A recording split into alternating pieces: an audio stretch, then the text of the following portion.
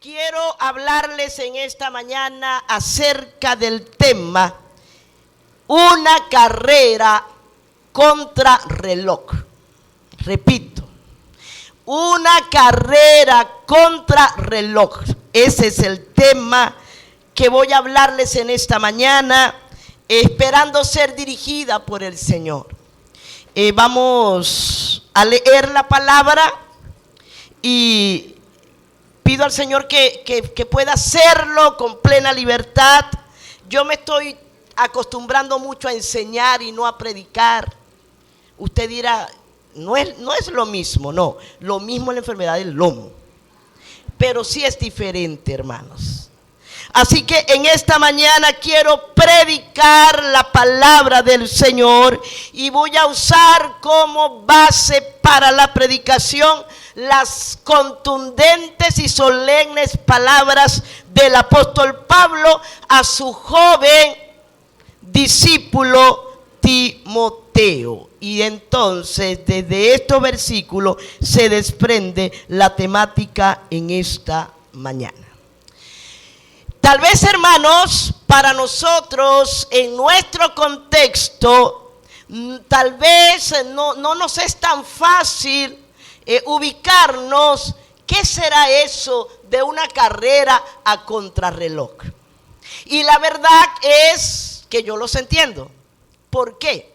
Porque esta expresión carrera contrarreloj o a contrarreloj se aplica específicamente en el campo del deporte, y no en todos los deportes a saber, sino en ciertos deportes tales como el ciclismo o el atletismo o los maratonistas. En este campo es muy fácil comprender qué significa una carrera a contrarreloj.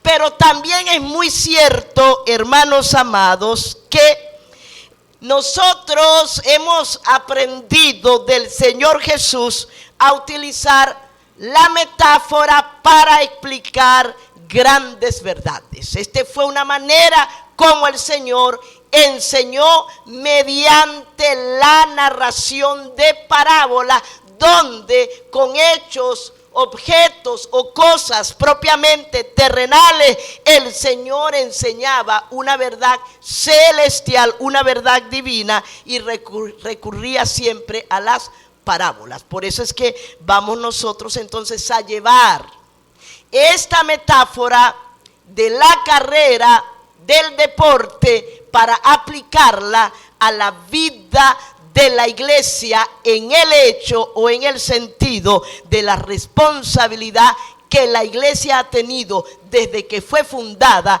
y que sigue vigente dicha responsabilidad, pero que hoy tenemos varias atenuantes, varios elementos que al conjugarlo nos van a dar el resultado de que tenemos una carrera a contrarreloj.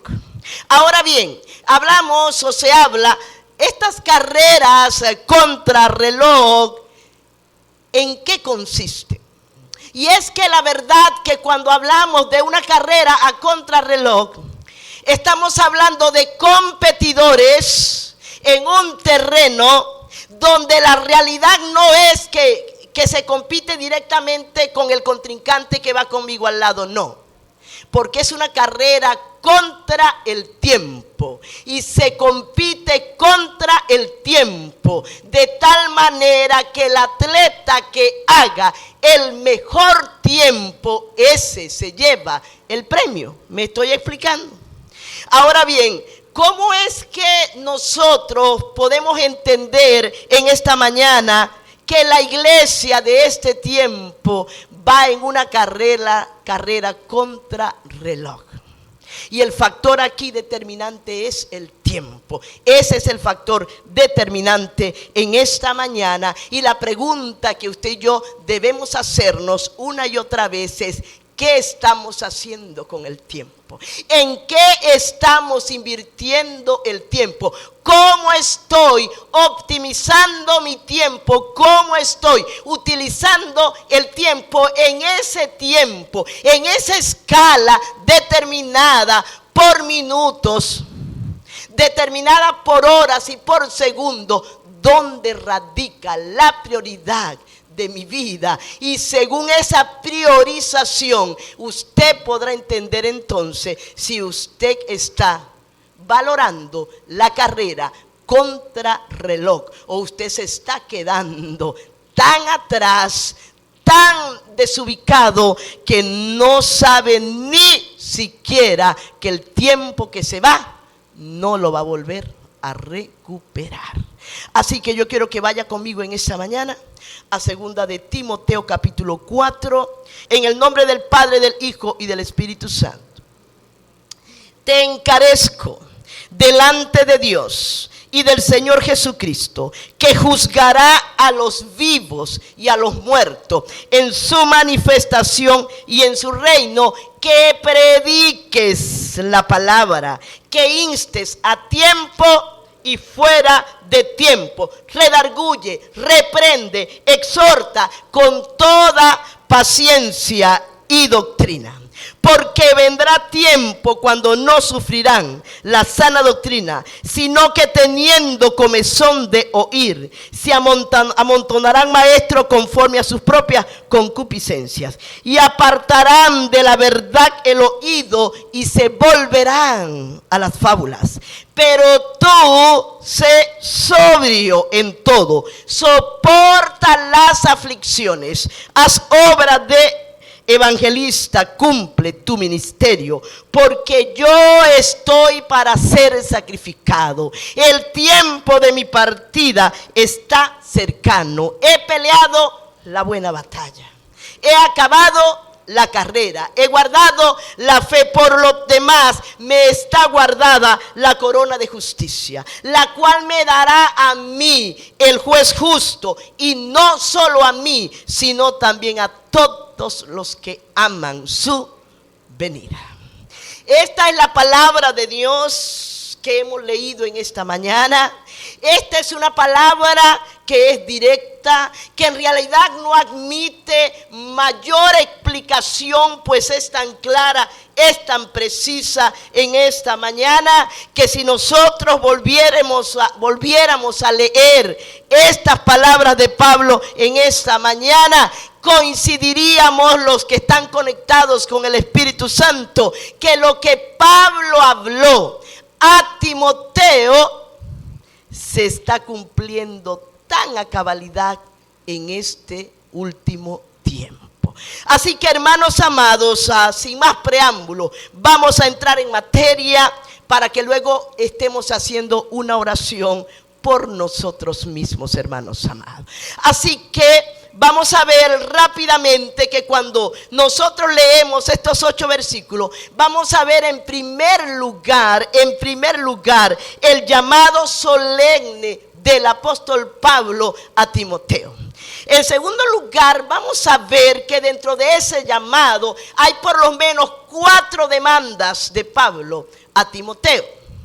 En tercer lugar, vamos a ver los peligros inminentes que rodean la vida de Timoteo y de todos los cristianos de aquel tiempo y de este tiempo. Y finalmente, dentro de estos versículos vamos a ver el testimonio impecable de un hombre ante el cual nosotros no somos dignos de imitar, porque dio testimonio de vivir enteramente para Cristo, como lo fue el apóstol Pablo. En primer lugar, entonces, amada iglesia, que a mí me conmueve muchísimo la segunda epístola a Timoteo. ¿Qué me lleva, qué me estremece, hermanos amados, de esta palabra? Me estremece el hecho de que esta es la última memoria en vida del apóstol Pablo. Este es su último escrito antes de ser martirizado. Y Pablo tenía una carrera contra reloj. Pero esta carrera contra reloj no repercutía negativamente en su vida. Más bien, esa carrera contra reloj del apóstol Pablo no incidía en él, sino en su joven discípulo, en Timoteo. No era respecto a sí mismo. La carrera contra reloj era respecto a Timoteo, al llamado, a lo que tenía que hacer, a la demanda y a los peligros que tenía que enfrentarse Timoteo, ante lo cual Pablo le dejó plena orientación. Además de esto, vamos a ver, hermanos amados, que Pablo escribe a contrarreloj. ¿En qué sentido?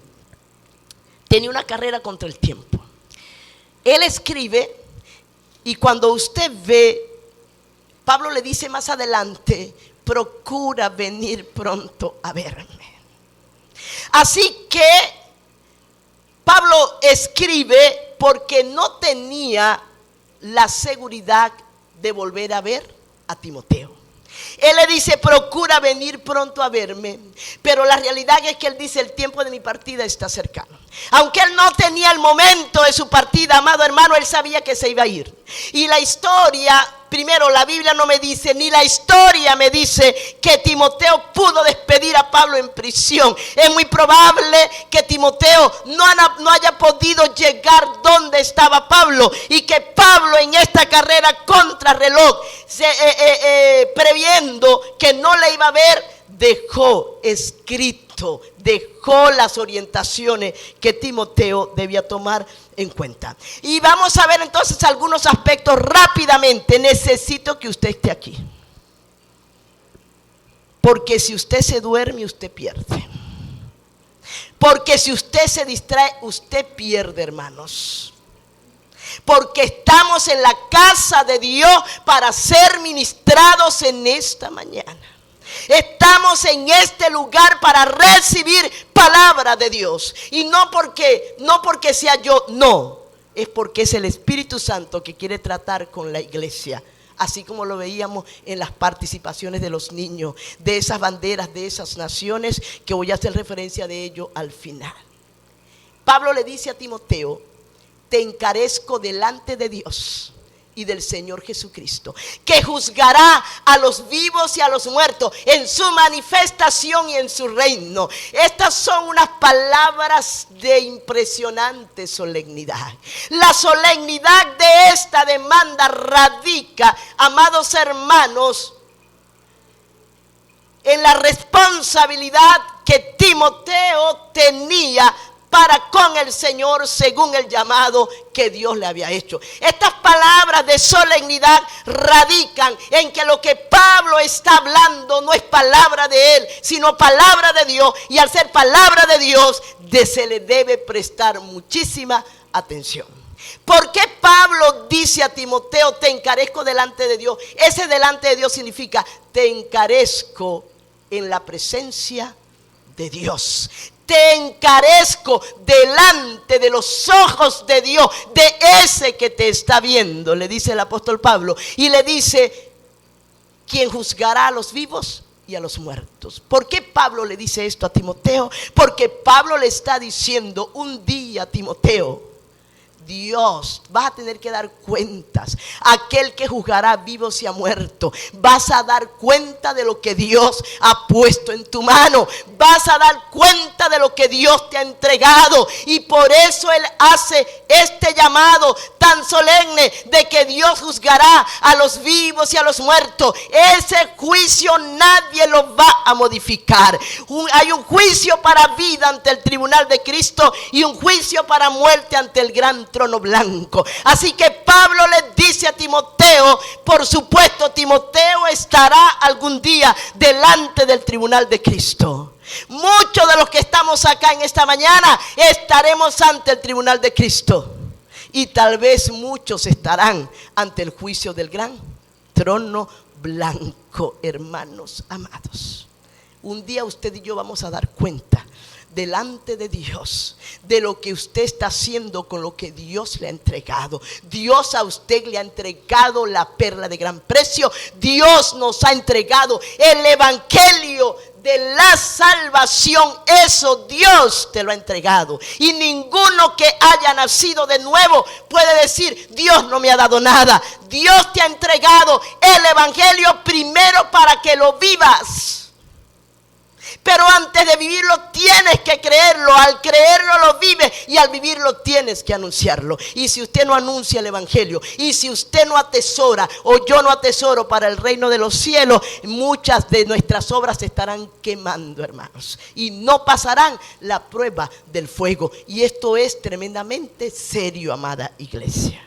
Fíjese que Pablo dice: algún día la iglesia dará cuentas ante el tribunal de Cristo, para que cada uno reciba lo que hizo mientras estuvo en el cuerpo, sea bueno o sea malo. Y ese sea malo habla de inutilidad. Aquel cristiano que nunca hizo nada por la causa de Cristo ni por el reino de los cielos, que nunca usó de misericordia, que nunca usó de compasión, que no buscó realmente la presencia de Dios, que no se desvivió por el perdido, que le daba igual la responsabilidad de la iglesia. Un creyente salvo, pero sin ningún mérito ante el tribunal de Cristo. ¿Y sabe qué?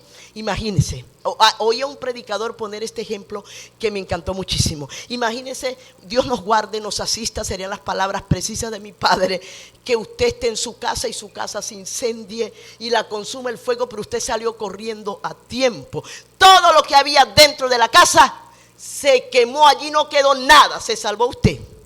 Así serán muchos cristianos ante el tribunal de Cristo, salvos así como por fuego. Se les quemaron todas las obras y nada más se salvaron ellos, sin ningún mérito. Muchos dirán: no importa, con tal que yo esté en el cielo.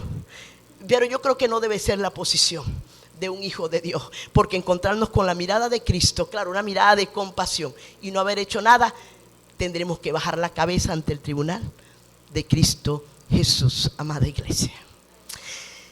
En segundo lugar, Pablo le dice a Timoteo: ese te encarezco delante de Dios, que un día va a juzgar a vivos y a muertos, a los muertos condenados por toda la eternidad. Cristo, el Padre ha dado a Cristo todo el juicio. Van a ser juzgados ante el tribunal de Cristo para condenación, hermanos amados. Y por esta razón, Pablo entonces dice: yo te encarezco, Timoteo, que prediques la palabra. Y le dice además que instes a tiempo y fuera de tiempo. Y aquí está la carrera contrarreloj para la iglesia de este último tiempo. El llamado es a predicar a tiempo y afuera de tiempo. Sinceramente, hermanos, muchas son las posiciones. ¿Qué significa predicar a tiempo y fuera de tiempo? ¿En qué consiste estas palabras de Pablo a Timoteo? La verdad es que no tiene mayor complejidad el significado de esta palabra, sino la obligatoriedad de hacerlo. En el original podemos leer que predique es en sazón y fuera de sazón. Es decir, Pablo lo que le está diciendo a Timoteo con estas dos palabras es: predica teniendo oportunidad y no teniendo oportunidad. Predica en tiempo bueno y predica en tiempo malo. Predica cuando estés enfermo, predica cuando estés sano. Predica en todo tiempo. Esto es lo que Pablo le está diciendo: a tiempo y afuera de tiempo. Si predica aun cuando tú consideres que este tiempo atrás no has hecho nada, pero hoy tienes la oportunidad, valora este momento. Tal vez no eres un joven sino un anciano, no importa, no tienes el tiempo de la juventud, tienes la vejez, pero aún en tu vejez puedes predicar el evangelio. Predica a tiempo y fuera de tiempo. Así que este es el llamado, y nosotros tenemos una carrera contrarreloj, porque resulta y acontece que tenemos un fenómeno espiritual que es una cosa tan evidente y tan preocupante y tan real, y es que ahora nosotros tenemos que evangelizar a los mismos evangélicos, y eso hace que este reloj, hermano, hermanos, esté en contra de nosotros de alguna manera, porque entonces tenemos que predicarle a los mismos evangélicos, porque están perdiendo el rumbo, amada iglesia. A los mismos cristianos, porque se están olvidando de la senda antigua, se están olvidando del genuino evangelio. Tenemos que predicar a la iglesia que ame las misiones, porque es más fácil que se nos predique de materialismo o de bendición o de prosperidad, que se nos predique del evangelio puro y genuino, hermanos amados. Y hago este paréntesis. Veíamos esas naciones como Irán, como el Yemen, como Eritrea, como Somalia, como Nigeria, como Corea del Norte, no recuerdo, Abraham, Pakistán y Afganistán. Hermanos, nosotros estamos tan cómodos en esta mañana. Bueno, yo con un poquito de calor, pero estoy bien, no pasa, diría el buen español, no pasa nada. Pero hermanos amados, tenemos este grupo, esta es solo una muestra de naciones donde hay una persecución acérrima contra el evangelio. Y la realidad, hermanos, es que como iglesia tenemos esta carrera contra reloj, porque Cristo está a las puertas. Por lo tanto, implica una reutilización óptima del tiempo que Dios nos está dando, y debemos recordar a estas naciones que están teniendo una circunstancia que nosotros no estamos viviendo. Y que además de ello, si yo preguntase en esta mañana, ¿cuántos tienen llamado? ¿Habrá alguno que tenga llamado de ir al Yemen? ¿Habrá alguno en esta fila que tenga llamado de ir a Corea del Norte? ¿Habrá alguno que diga, yo voy a ir a Irán, a Eritrea? No, pastora, yo tengo llamado a Sudán. Le aseguro que no hay ninguno, incluyéndome a mí. Pero hay una manera de ir, hermanos, clamando por estas naciones. Ese encarecer, ese encarar de Pablo a Timoteo obedecía a una única urgencia: la predicación del evangelio. Note esto, hermano, y quiero decirlo con toda propiedad. Pablo no le dijo a Timoteo, procura hacer milagros, todos los milagros que tú puedas hacer. No, hermanos. Le dijo, predica el evangelio. Y le dijo además la manera como tenía que predicarlo. Le dijo, predica el evangelio. Le dijo, exhorta.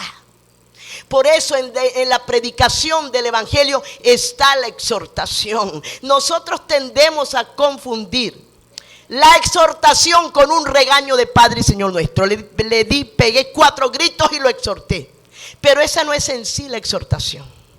La exhortación en este sentido tiene que ver con el rogar, con el suplicar que busques del Señor, con el hacerte ver la urgencia de que tu pecado te llevará a la condenación, presentándote el camino que te lleva a la vida eterna. Es suplicar, pero no suplicar de mendigar, sino suplicar, hermanos, como decía el himno de Samuelito. Hablaba de predicar el evangelio y hablaba del gozo en los cielos por un pecador que se arrepiente. Hermano, Pablo decía, os ruego, reconciliaos con Dios. Ese ruego significa presentar el evangelio con tanta claridad, con tanta pasión, que el otro pueda ser persuadido. ¿Me estoy explicando? Entonces Pablo dice exhorta, pero también dice reprende. Y la reprensión tiene que ver con la corrección. Lo que estás haciendo no es correcto, no te lo voy a probar, estás faltándole a Dios. Yo te reprendo, no de decir te reprendo en el nombre de Jesús, no es usar esa expresión. es encarar para hacer ver al pecador, al que está en una religión, al que está practicando un pecado, aquel que está en el error, poder reprenderlo y decirle: no es correcto lo que usted está haciendo, no es correcto. Y en eso radica la predicación del evangelio. En otro aspecto que Pablo le dice a Timoteo, y le dice: redarguye. Y redarguir es hacer ver al otro el error. Cuando nosotros somos redarguidos por el Espíritu Santo porque cometimos una falta, ¿qué es lo primero que nosotros sentimos? Un quebrantamiento dentro de nosotros, en nuestro espíritu. Fallé, ofendí a Dios, ofendí a mi hermano, pequé, Señor, y sentimos una corrección, una reprensión tan interna que nos lleva a humillarnos en la presencia del Señor. Pablo dice: redarguye, es decir, hazle ver al pecador cuál es su error. Musulmanes, todos estos países son musulmanes.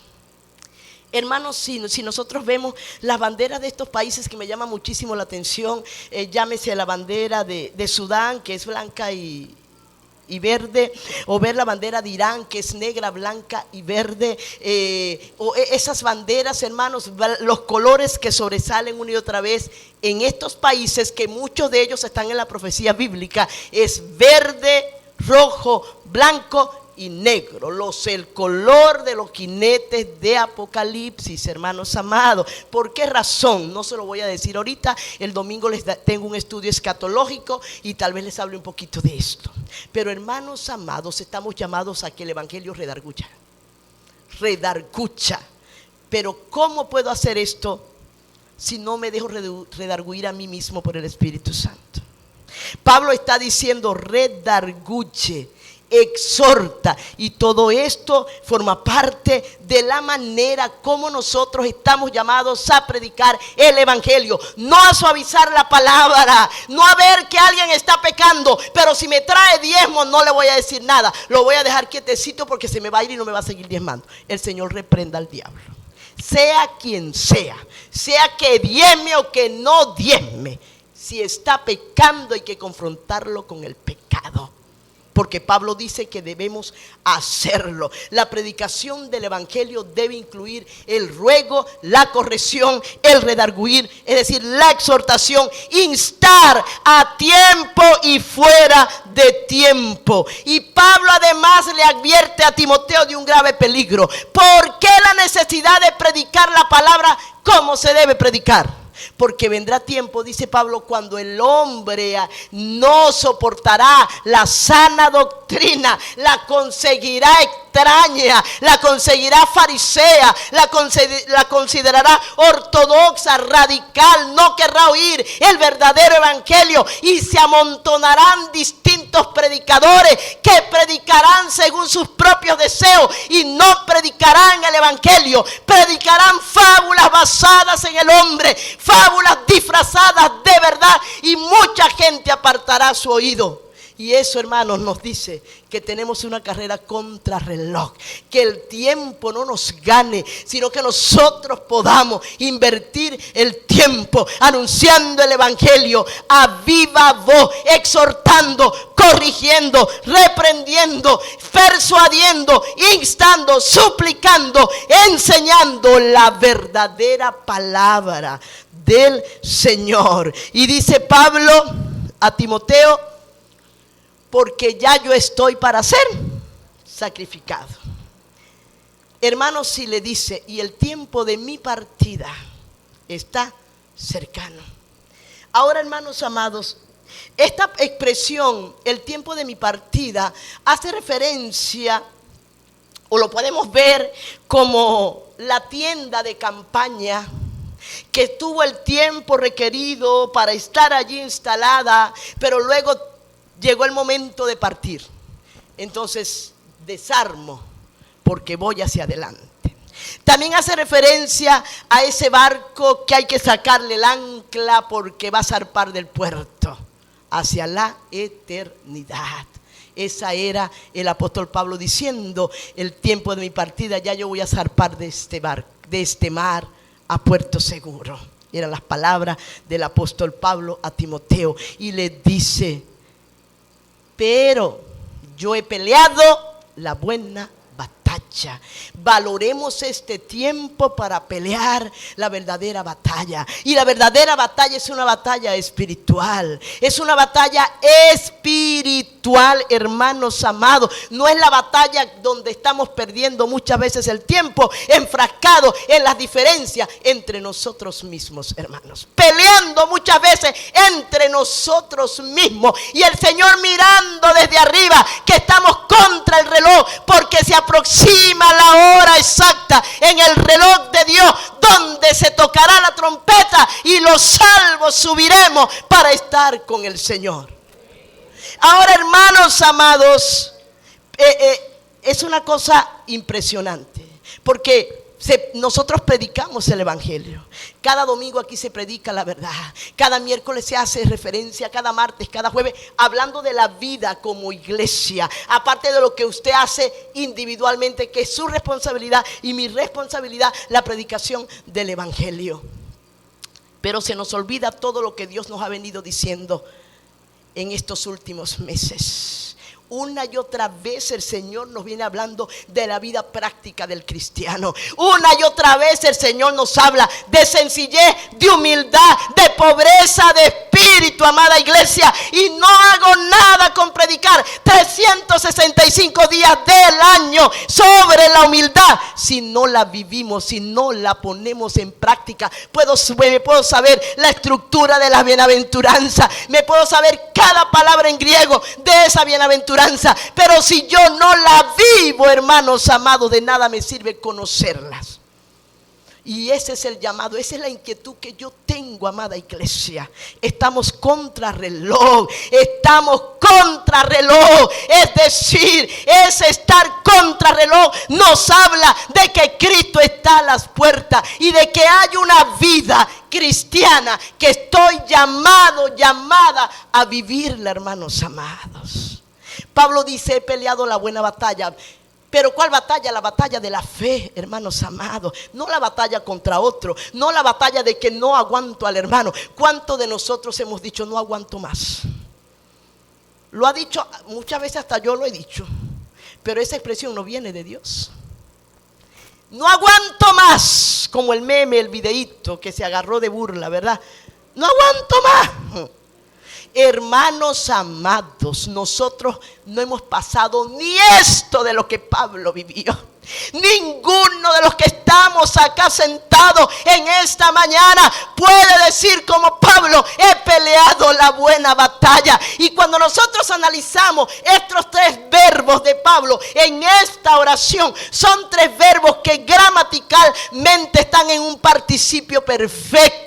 Y el participio perfecto significa que hay una acción que llevé a cabo en mi pasado que tiene repercusión en mi presente. Pablo podía decir: yo he peleado la buena batalla desde atrás, desde el día que me convertí. Me he enfrentado al diablo, me he enfrentado a las persecuciones, me he enfrentado a autoridades civiles, a autoridades gubernamentales, me he enfrentado a maremotos, me he enfrentado a la cárcel, me he enfrentado a las pedradas que me han dado, a los azotes que me han dado, me he enfrentado a las críticas, me he enfrentado al agravio, me he enfrentado al hambre, me he enfrentado a la pobreza. He peleado la buena batalla de la fe.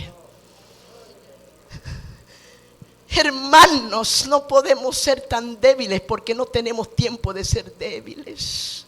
Yo quiero que usted entienda esto, hermanos. No hay tiempo de ser tan débiles en la fe. Estamos llamados a pelear la buena batalla, y la buena batalla se pelea de rodillas ante el Señor, con dominio propio, templanza, humildad, mansedumbre, sabiduría, autoridad espiritual, amada iglesia. El segundo aspecto, dice Pablo, primero dice: he peleado la buena batalla, he acabado la carrera. Pablo sabe perfectamente que está por irse. Por eso hablo del participio perfecto, una acción que comenzó pero que terminó en la tierra para el apóstol Pablo. Dice: he peleado la buena batalla, acabé mi carrera. Llegó a marcar la hora del reloj, terminó terrenalmente para el apóstol Pablo. Y dice finalmente, y he guardado la fe. ¿Cómo guardó el apóstol Pablo la fe? Siempre vivió en una carrera contra reloj, ¿sabía eso? Pablo siempre vivió en una carrera contra reloj. Cuando naufragó en alta mar, el reloj parece que le decía: hasta aquí llegó tu vida, Pablo, porque vas a morir ahogado. Cuando naufragó en la isla de Malta, parece que el reloj estaba allí porque la víbora le mordió la mano, pero no murió. Cuando lo azotaron tantas veces, tanto con azotes como con vara, estaba contra reloj. Hermano, en cada persecución Pablo estuvo contra reloj, pero nunca dejó de pelear la buena batalla. Siempre guardó la carrera, la palabra, hermano, y guardó su testimonio en Cristo Jesús. Cierro con esto, amada iglesia.